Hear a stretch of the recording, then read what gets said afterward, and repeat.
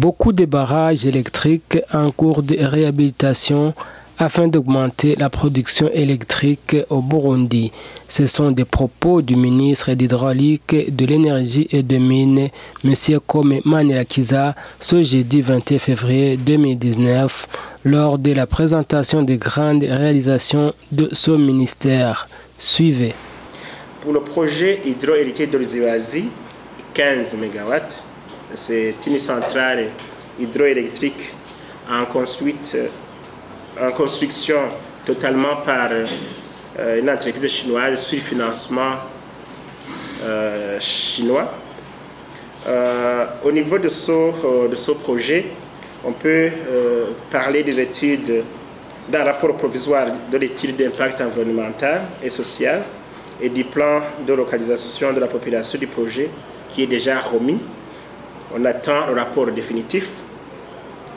Et puis, je peux aussi parler d'une base de vie qui est déjà construite et habitée aujourd'hui.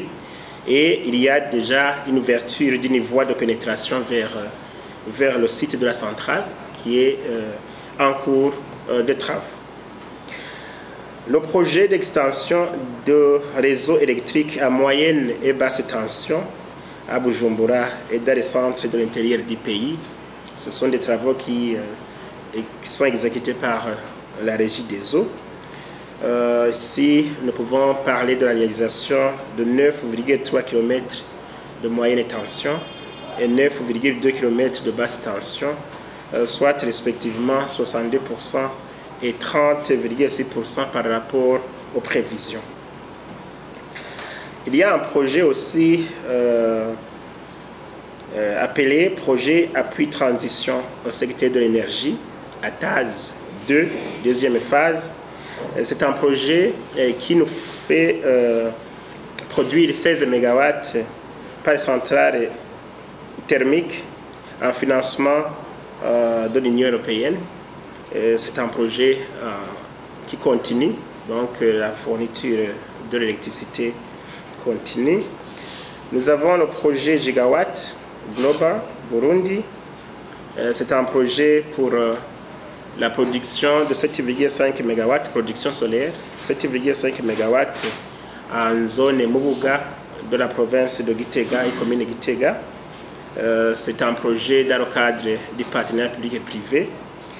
Alors, c'est un projet qui avait connu des difficultés, mais avec la signature des accords amendés dernièrement, ces accords alors ont permis la clôture financière du projet. Pour la construction de la centrale, on a déjà l'entreprise franco-portugaise qui s'appelle Voltalia, qui est déjà sélectionnée et qui va bientôt commencer les travaux sur le terrain. Les projets régionaux, ça, on finit avec les projets nationaux. Les projets régionaux, nous pouvons parler de la construction de la centrale hydroélectrique de Rusumo-Force, 80 MW qui seront partagés entre 3 pays, le Burundi, la Tanzanie et le Rwanda. Les travaux avancent, les travaux de construction avancent et sont à 35% d'exécution. Nous avons la construction de la centrale hydroélectrique de Zizi 3, 147 MW. Ce projet a été conçu à l'origine pour une capacité de 147 MW. Mais les promoteurs privés qui vont pouvoir construire la centrale ont proposé aux États contractants, c'est-à-dire le Burundi, la RDC et le Rwanda, une nouvelle option de pouvoir produire 230 MW au lieu de 147. Alors, cela signifie qu'il y a certaines études complémentaires qui doivent avoir lieu et on devait normalement procéder à la signature des accords de projet par les 3 pays, mais compte tenu de cette nouvelle donne, il a fallu qu'on puisse encore prendre un peu de temps de discussion pour pouvoir finalement procéder à la signature des accords. Alors maintenant, la question qui se pose, c'est qu'il y a le droit applicable à la garantie des États en cas de non-paiement des sociétés nationales d'électricité Et la signature des accords de projet qu'on propose avoir lieu avant la réalisation des études complémentaires, qui reste encore en discussion par les États pour que nous puissions nous convenir sur ce que nous devons faire.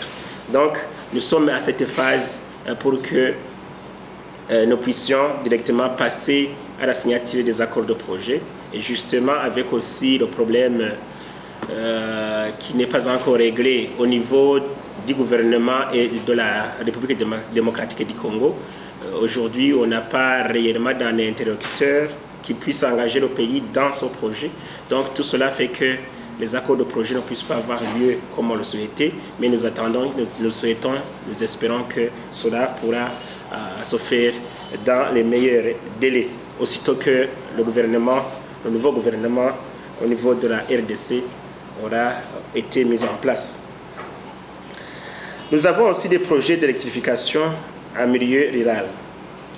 Pour ces projets, nous avons des réalisations qui ont été aussi effectuées. On peut parler du matériel électrique pour l'électrification des centres de Gasenyi, Busoro, en commune Bweru, en province de Ruyigi, et Mobile en province de Ruyigi. Ce matériel, il a été déjà acheté, donc nous attendons qu'il arrive dans le pays pour qu'on puisse passer directement au tirage de ligne. Nous avons les travaux d'électrification des centres Kinini et Karehe en commune Rango, dans la province de Kayanza, Wumba en province de Bubanza, qui sont aujourd'hui en train d'être tirés au niveau des lignes. Les réalisations sont en cours. Nous avons la réhabilitation du réseau moyenne tension, 4 km et basse tension 3 km à Nyabikira en province de Karuzi. Donc pour ce projet, on l'a déjà clôturé.